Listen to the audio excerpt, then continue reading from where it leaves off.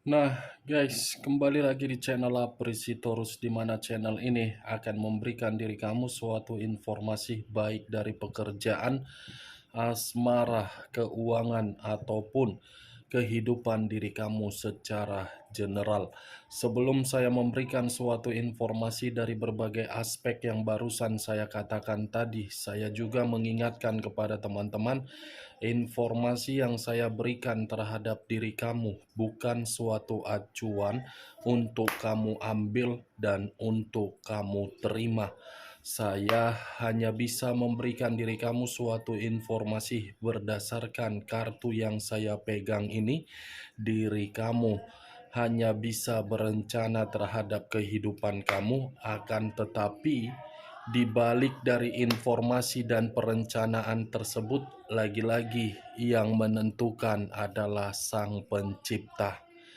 Sebelum saya mengambil satu persatu kartu yang saya pegang ini secara acak, saya juga mengingatkan kepada teman-teman apabila ketemu dengan channel saya agar menekan tombol subscribe-nya dan menyalakan loncengnya supaya next video saya lebih semangat untuk memberikan suatu informasi baik terhadap kondisi energi kamu, manusia yang selama ini kamu prioritaskan, serta pihak ketiganya. Oke, Wak Geng, sama seperti biasanya, saya tidak memiliki judul atau topik yang akan saya angkat atau yang akan saya bahas, tetapi saya akan berbagi cerita dari setiap kartu yang akan saya ambil nanti secara acak. Apakah cerita di balik dari kartu tersebut akan memberikan suatu gambaran yang bersifat positif atau kebalikannya? Kita langsung saja. Saya akan mengambil beberapa kartu, di mana kartu yang akan saya ambil nanti bisa saja bersifat resonate, bisa saja tidak bersifat resonate. Semuanya saya kembalikan terhadap pola pemikiran kamu, semuanya saya kembalikan terhadap situasi energi yang kamu miliki untuk saat ini.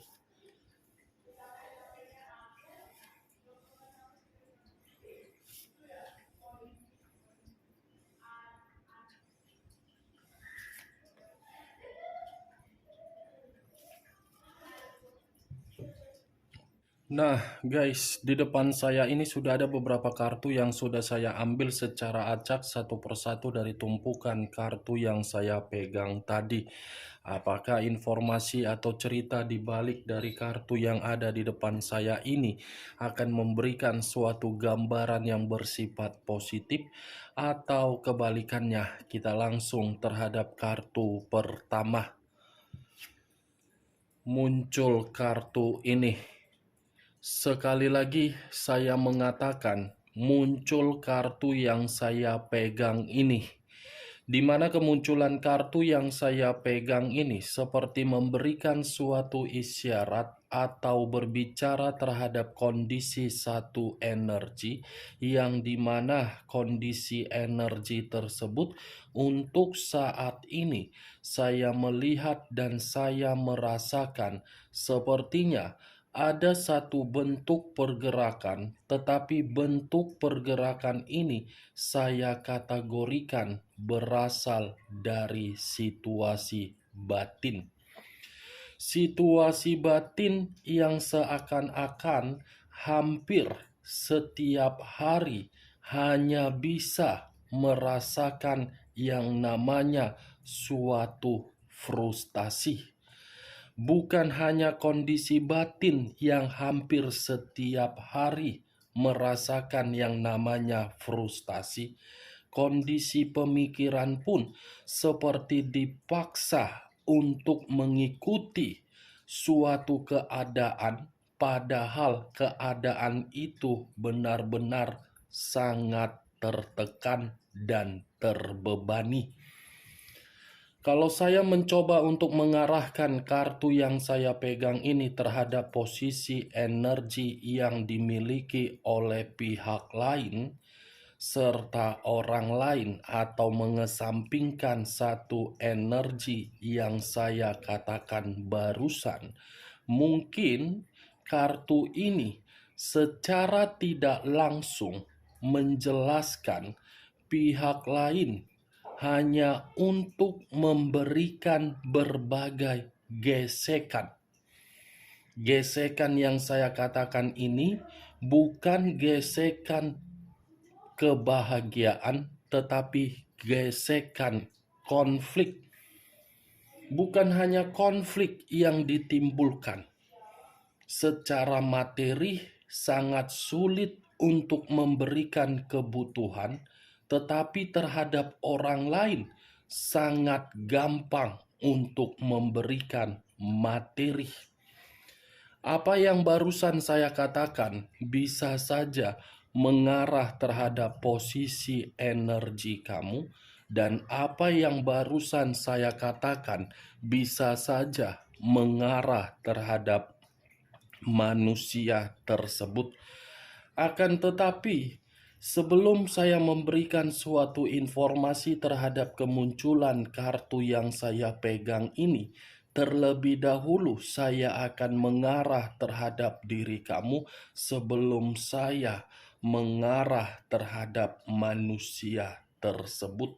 Sebelum saya mengarah terhadap manusia itu, terlebih dahulu saya akan mengarah terhadap diri kamu.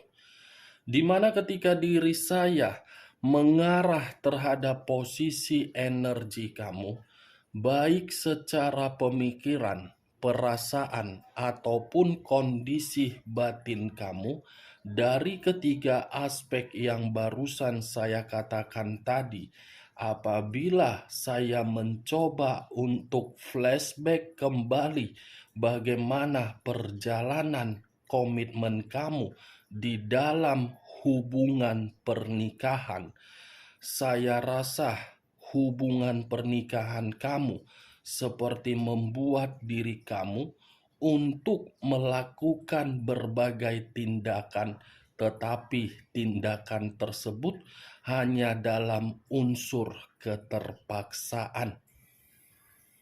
Saya mengategorikan hubungan pernikahan kamu suatu hubungan yang hanya di awal memberikan diri kamu suatu komitmen yang namanya keharmonisan.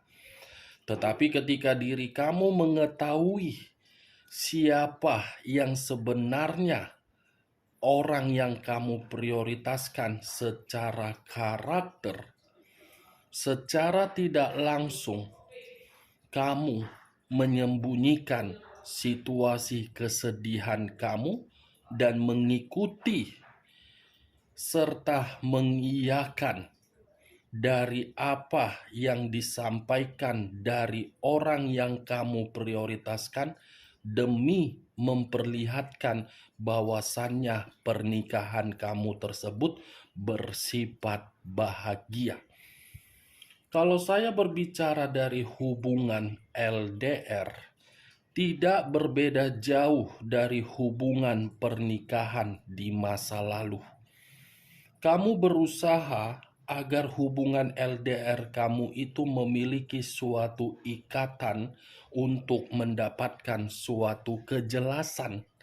Tetapi kejelasan yang kamu minta dari hubungan LDR kamu bukan memberikan diri kamu suatu keuntungan, tetapi malah menguras pemikiran kamu, yang dimana pemikiran kamu tersebut seperti antara ingin mempertahankan atau mungkin tidak mempertahankan.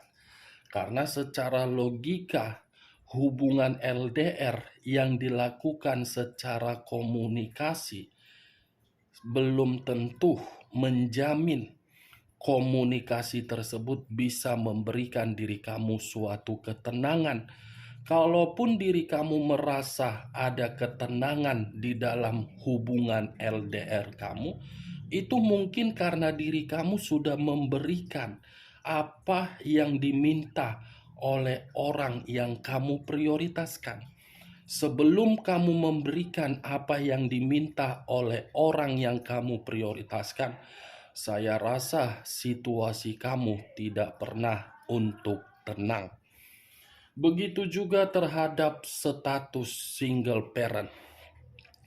Mungkin bagi kamu, status single parent kamu itu suatu perjalanan kehidupan yang begitu sangat salah untuk dijalani.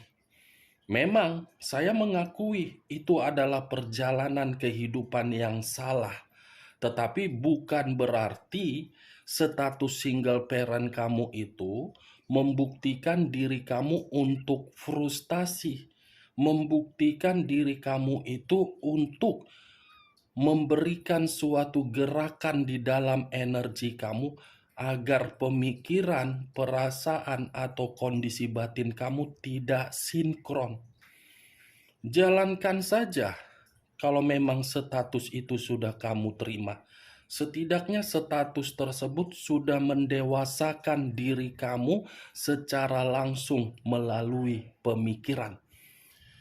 Apa yang barusan saya katakan tadi, Wak Geng, itu masih berdasarkan dari pergerakan energi kamu yang seakan-akan pergerakan energi kamu memberitahukan terhadap diri saya, seperti itulah kehidupan yang pernah dijalankan di masa lalu. Belum acuannya dari kartu yang saya pegang ini. Kalau acuannya dari kartu yang saya pegang ini, kartu ini seperti memberikan dua arti terhadap diri kamu. Arti pertama, kalau memang diri kamu masih memiliki satu ikatan terhadap orang yang kamu prioritaskan, buat ikatan tersebut agar bisa mengendalikan diri kamu untuk bahagia.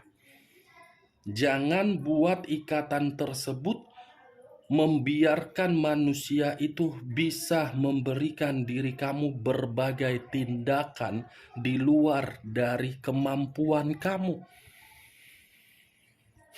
Karena ketika diri kamu memiliki ikatan, tujuan diri kamu memiliki ikatan untuk bahagia, bukan untuk merasakan yang namanya penderitaan. Ibaratnya, kalau saya mengumpamakan ikatan kamu itu ibarat sebagai tower atau pilar. Pilar yang berdiri tegak, pasti ada yang menjaga atau menopang agar pilar itu bisa berdiri tegak. Tetapi ketika pilar yang dijaga untuk berdiri tegak hanya dilakukan oleh seorang diri, saya rasa pilar tersebut lama-kelamaan akan runtuh dan akan jatuh. Kamu sebelah kiri, manusia tersebut sebelah kanan.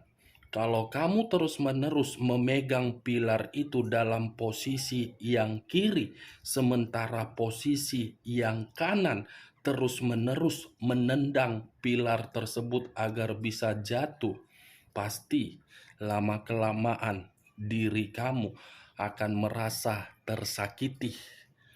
Buat ikatan kamu itu seperti ikatan yang memiliki suatu ketegasan dari tindakan kamu. Buat diri kamu yang mengendalikan komitmen tersebut, apapun situasinya, berdirilah secara tegas atas dasar keputusan kamu. Kalau saya menarik dari arti kedua, ketika diri kamu sudah tidak lagi memiliki satu ikatan terhadap orang yang kamu prioritaskan, bebaskan dulu diri kamu. Merdekakan dulu diri kamu. Buat kehidupan kamu senyaman apa yang kamu inginkan. Buat kehidupan kamu sebagaimana yang ingin kamu lakukan. dan biarkan diri kamu yang mengendalikan kehidupan kamu, jangan orang lain lagi yang mengendalikan kehidupan kamu. Bukan orang lain lagi yang bisa mengendalikan diri kamu, karena selama ini perjalanan kehidupan kamu adalah perjalanan yang salah yang saya kategorikan. Kenapa? Karena diri kamu membiarkan berbagai orang ikut campur di dalam kehidupan kamu. Ketika berbagai orang ikut campur di dalam kehidupan kamu, terutama di dalam perasaan kamu di masa lalu, ya, perasaan kamu atau komitmen kamu akan terdoktrin. Itu kan, Wak Geng? Kartu ini, Dekariot, hitam dan putih, putih dan hitam. Makanya saya selalu mengatakan dari awal sampai saya berbicara terhadap kartu ini, mengendalikan, dikendalikan, hitam dan putih. Saya tidak tahu apakah perkataan saya tadi kamu membenarkan atau tidak, ya semua kembali terhadap posisi energi kamu dan posisi pemikiran kamu. Semuanya tergantung diri kamu untuk menanggapinya. Kalau saya berbicara dari kondisi pekerjaan kamu dari kartu yang saya pegang ini, saya hanya menyarankan terhadap diri kamu, semangat, tetap memiliki suatu ambisius, tetap percaya. Karena yang saya lihat di dalam pekerjaan kamu ini akan memberikan diri kamu suatu harapan, walaupun terkadang pekerjaan kamu membuat diri kamu melelahkan. Namanya juga pekerjaan. Tidak ada satu pekerjaan yang disebut tenang, santai, dan bahagia. Pasti pekerjaan itu akan menuntut kita untuk menguras energi kita.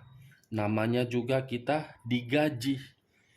Kalau saya berbicara dari kondisi kesehatan kamu, sekali-sekali kamu harus butuh yang namanya refreshing. Karena kesehatan kamu membutuhkan hal tersebut. Kalau saya berbicara dari kondisi keuangan, kendalikan keuangan kamu. Jangan boros. Jangan karena diri kamu melihat sesuatu, saya suka, saya langsung membeli. Tidak. Kendalikan mana anggaran yang perlu kamu keluarkan, mana anggaran yang tidak perlu kamu keluarkan. Cocok, kau rasa dengan apa yang barusan saya katakan tadi, Wak Geng?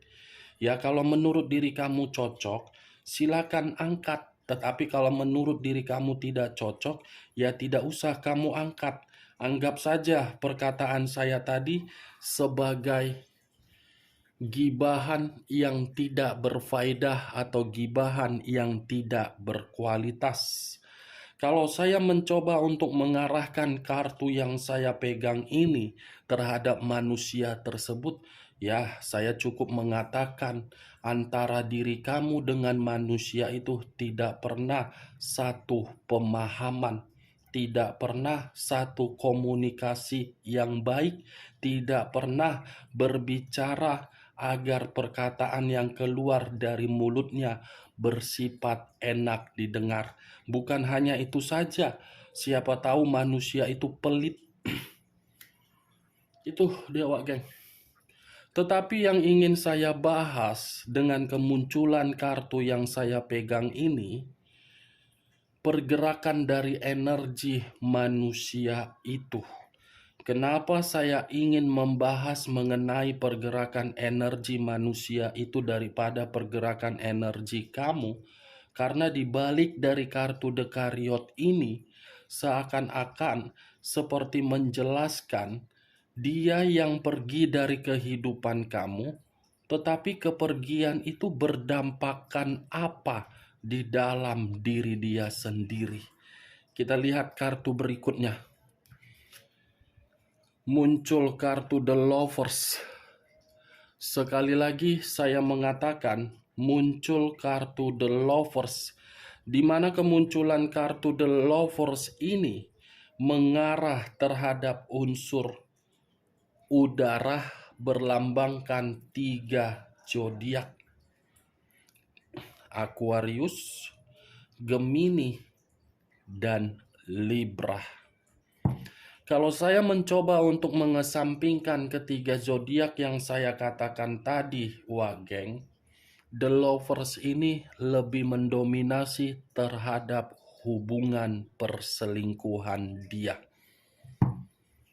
Yang dimana hubungan perselingkuhan dia membuat diri dia seperti merasa emosional, membuat diri dia seperti mendapatkan suatu pilihan yang buruk, membuat diri dia seperti mendapatkan suatu keintiman yang dimana keintiman itu tidak romantis, membuat diri dia seperti menerima berbagai perpecahan terhadap komunikasi terhadap pihak lain.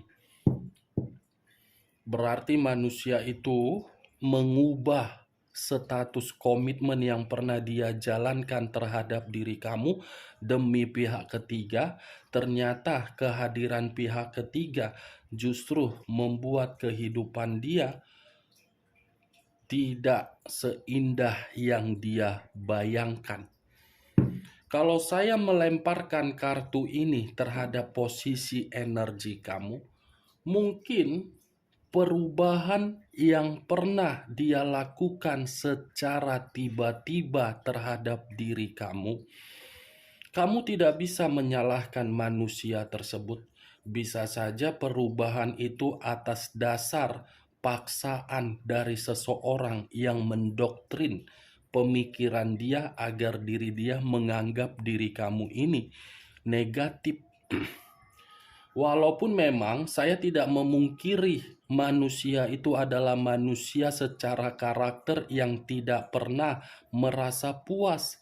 Tetapi di balik dari hal itu, saya yakin ada yang sengaja memberikan suatu tempat untuk mencuci pemikiran dia agar diri dia tidak mau melihat diri kamu.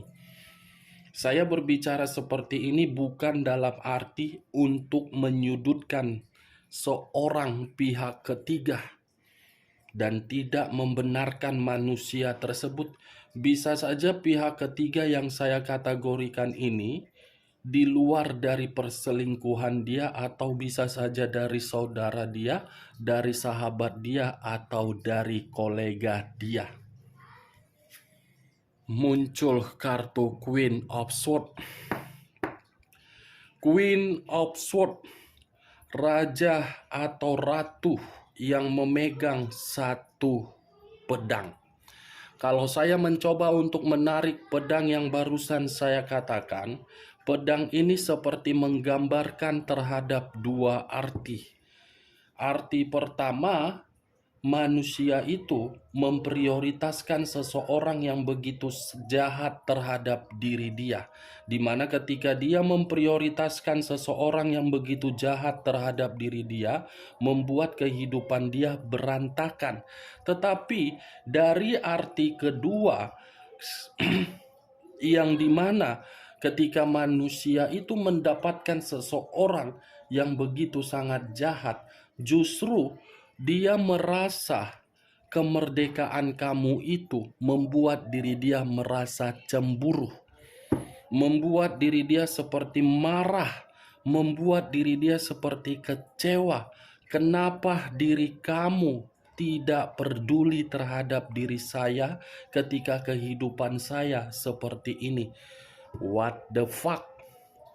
Dia yang memilih pihak ketiga.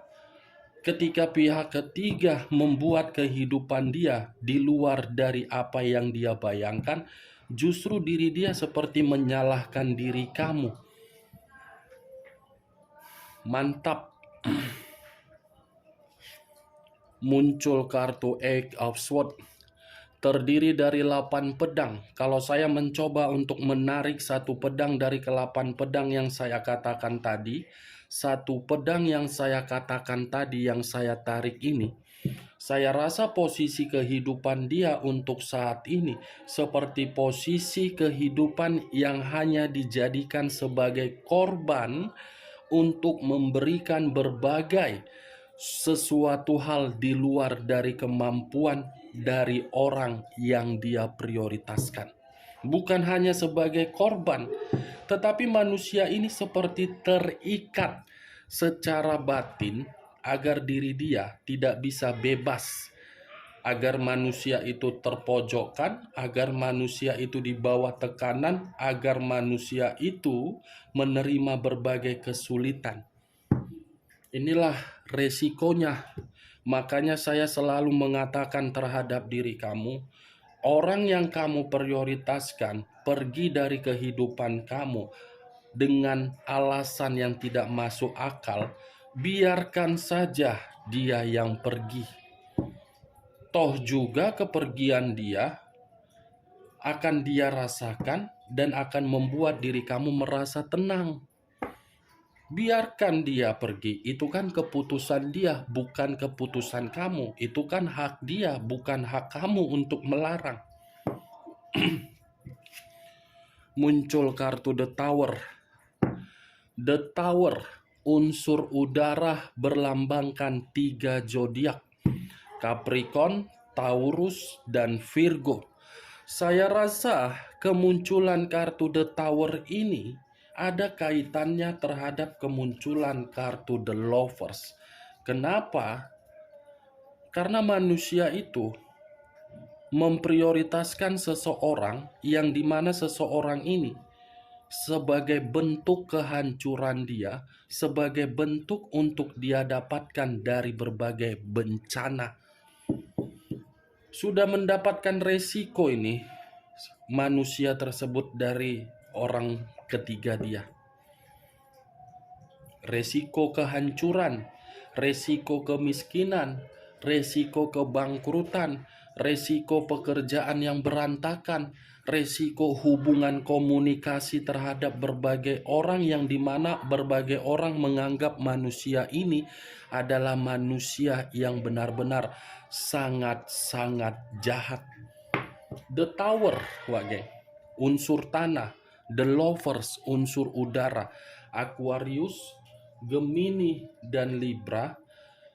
Capricorn, Taurus, dan Virgo. The Chariot, unsur air. Pisces, Cancer, dan Scorpio. 3 unsur, 9 zodiak. Kamu tinggal menentukan di mana zodiak kamu dan unsur kamu, begitu juga manusia tersebut. Kita lihat kartu terakhir. Muncul kartu The Two of Swords. Terdiri dari 2 pedang, kiri dan kanan, kanan dan kiri. Kalau saya mencoba untuk menarik satu pedang dari kedua pedang yang saya katakan tadi, saya rasa pihak ketiga sudah membuat kehidupan dia lagi buntu. Semua kehidupan dia untuk saat ini yang saya lihat buntu. Kebuntuhan, batin yang ditolak, banyak penolakan, banyak kekecewaan, banyak sakit hati. Ini sebagai kartu terakhir. Oke Wageng, hanya itu yang bisa saya berikan informasinya terhadap diri kamu dari berbagai kartu yang saya ambil ini. Sekian dulu informasinya. Salam kartu tarot, salam zodiak.